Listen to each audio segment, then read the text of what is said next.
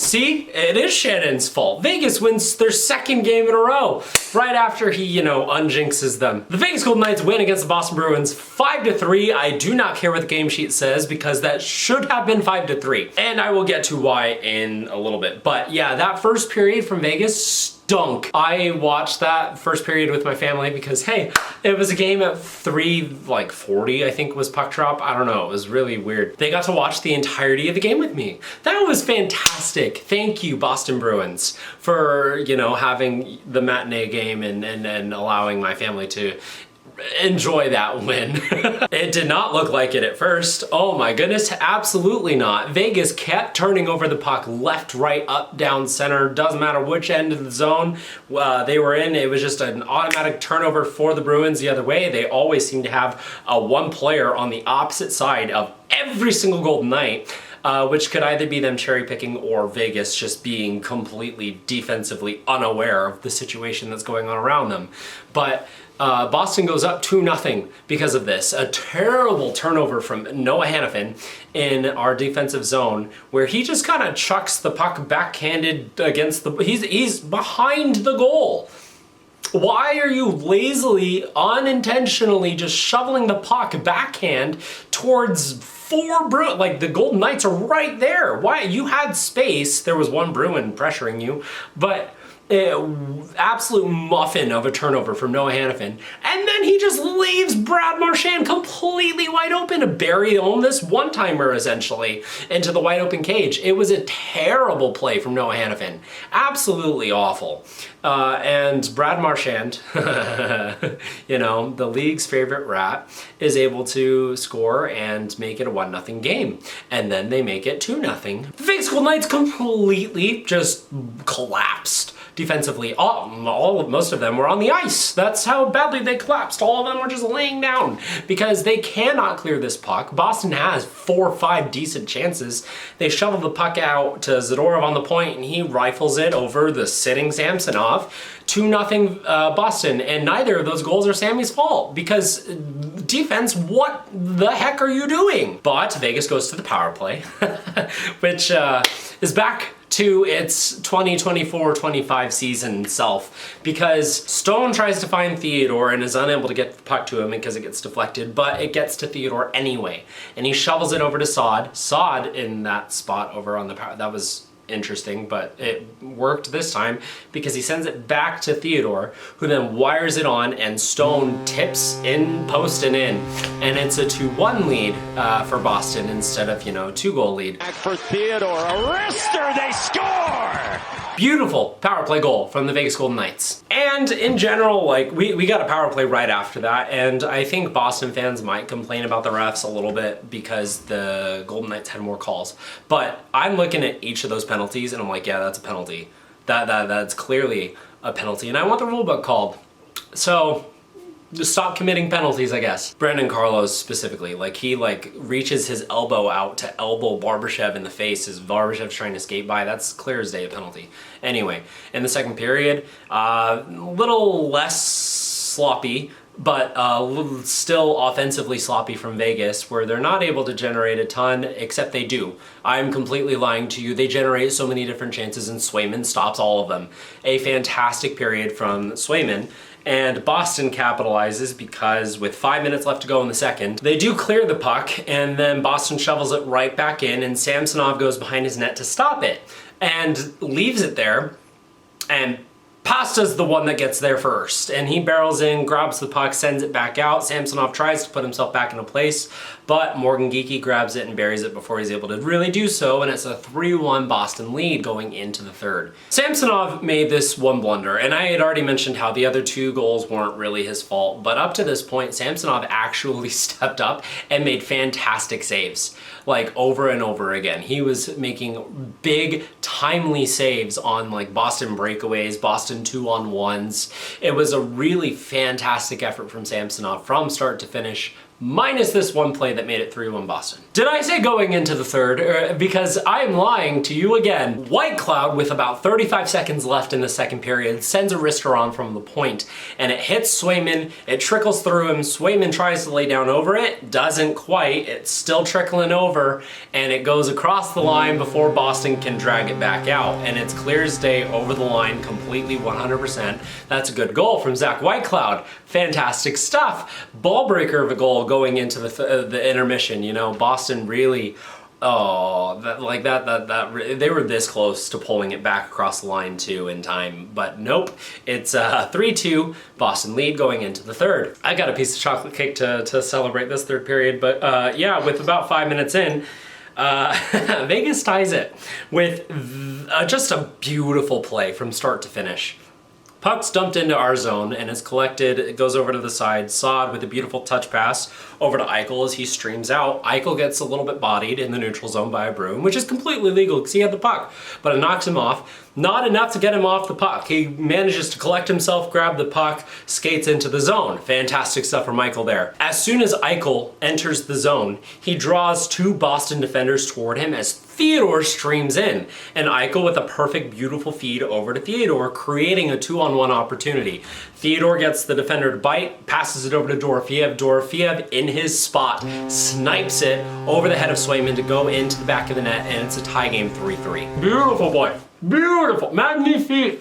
That's Shea Theodore's 41st assist of the season, which is now a career high, and there's still 26 games left to go in this season for him. That's fantastic stuff from Shea Theodore. He's been on fire recently, and it doesn't end here with the 2 assists, the one on the power play in the very beginning of the game, and then this one here. A beautiful play from Eichel as well, who he got his 50th assist tonight, which ties a franchise high of 50 from the inaugural season with David Perron. And again, 26 games left to go in the season. Eichel and Theodore have been fantastic, and Dorofeev as well. Those 3 have been just making this Vegas's best regular season pretty much ever from a scoring standpoint by having some of the best seasons in Vegas Golden Knight history. So love that for them. Boston generated more chances, Samsonov made some more saves, Vegas generated more chances, and Swayman made some saves, but Vegas goes to the power play with about 3 minutes left in the game. There was a goal before this, in the third period after Vegas tied it, where Brad Marchand immediately off the draw just skates extremely towards Samsonov and barrels into him, and the puck ends up in the back of the net. And that's goaltender interference all day, every day of the week, 100%. Right? I say that because goaltender interference is kind of just a coin flip, it seems like. There's so many different questions from a lot of even prominent people in the league that are very versed in hockey. I would consider myself one of those people, but I thought that that was goaltender interference, and yeah, they agreed with me, the refs did, and so no goal from Marchand. I don't know if Marchand actually touched it, but yeah, no, it completely impeded Samsonov's ability to make the save. He wasn't pushed into him, although people are saying Haig pushed him in. No, Marchand was going there either way. This is important to bring up because on this power play, Boston does a really good job of boxing out Vegas's power play, but we get set up again and Stone gets the puck and he does the thing on the from the behind the net spot that he has been doing recently, where he then will look for the pass for Hurdle, but if it's not there, he's going to take it himself towards the net and try to wrap it around the other side of the goalie's pad. But in the process of doing that tonight, he kind of hits Swayman a little bit. And the puck ends up over on Dorofeev's stick. Dorofeev rifles it in, and it's a good goal on the ice. That's what it's called. Boston challenges, and it's a good challenge because it's overturned for goaltender interference. And I agree with this call. I didn't think it should count from the beginning because Swayman is in the crease. Stone goes into the crease, makes contact with Swayman, and impedes his ability to make the save. Barely. And not nearly as egregiously as what Marchand did to Samsonov earlier, if we're gonna, draw hairs. But no, enough that I thought that that was no goal. And I would have been feeling a little, like refs come on, I don't want any other ammunition given to fans of other teams saying, oh wow, the league favors Vegas and all this jazz. The league favoring Vegas by calling penalties that are actually penalties on your team is not actually favoring one team. Just don't commit penalties, right? But if they had allowed this goal and disallowed the Marchand one, especially because it's not consistent, I thought that that would have been, you know, suspect.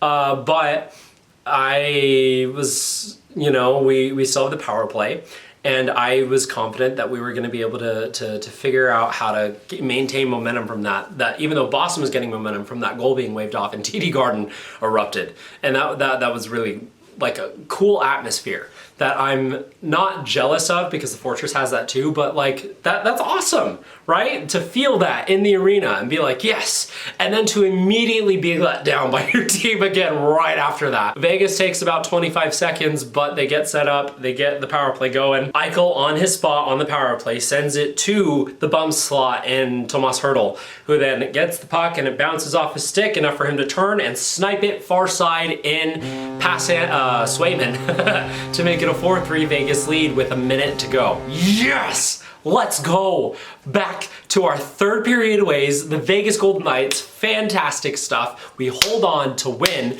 and right after this goal is scored, Boston pulls their goalie immediately. Like, there's still like 60 seconds left on the clock. Immediately after, though, we're able to get possession. We have a couple of opportunities to put it into the empty net. I think Mark Stone sends it off the post, and then they get the puck back and send it over to Howden, and he gets slashed to all heck by David Pastrnak, who is arguing with this call the rest of the time that the broadcast is airing.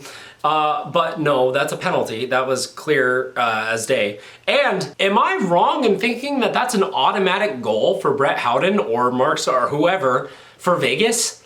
Because there's a penalty committed on a Vegas player that prevented him from scoring on an open, an empty net. That's an automatic goal. It should be 5-3, but betting lines and all that jazz. No. If you had a betting, I don't bet. Just not for me. But if you laid a bet on the over/under for this game and missed it because of that goal, that's bad. Yeah, or the over/under line being 1.5 and Vegas not winning by 2. And there was an opportunity where we could have potted an empty net with like barely any time left, where Shea Theodore put it into the back of the net, but it was, I think, after the buzzer, I guess. I don't know about that. They didn't show anything about it afterwards, and they didn't take a good look at it, I don't think, in my opinion. I thought it could have beaten the buzzer, but either way, yeah, Vegas won 5-3. Please tell me why that wasn't an automatic given goal. Because from my perspective, as far as I know it in the rule book, it should have been a goal. The exact same thing happened 4 years ago in a game that I specifically remember against Minnesota, where I think it was Brodin was given a goal because Vegas committed a penalty when Minnesota was trying to score on an empty net. And the goal didn't go in, it was missed. And so but a goal was awarded either way. I don't know. Great game. I'm so glad that my family got to watch that with me. Woo-hoo-hoo-hoo-hoo!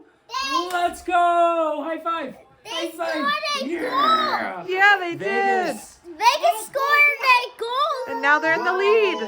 And Vegas can go into this break with 2 back-to-back wins for the first time in, I don't know, like a month. That just felt good. And now we have a break. So yeah, enjoy the Four Nations face-off. I have a couple of videos that are going to be coming out over that time. So just yay! But no, that was a fantastic way to really kick us off into this break. Yay! Go Knights, go! Go USA! But that's going to be it for Game 56's Nightly Review. Thank you so much for watching. Have a good night.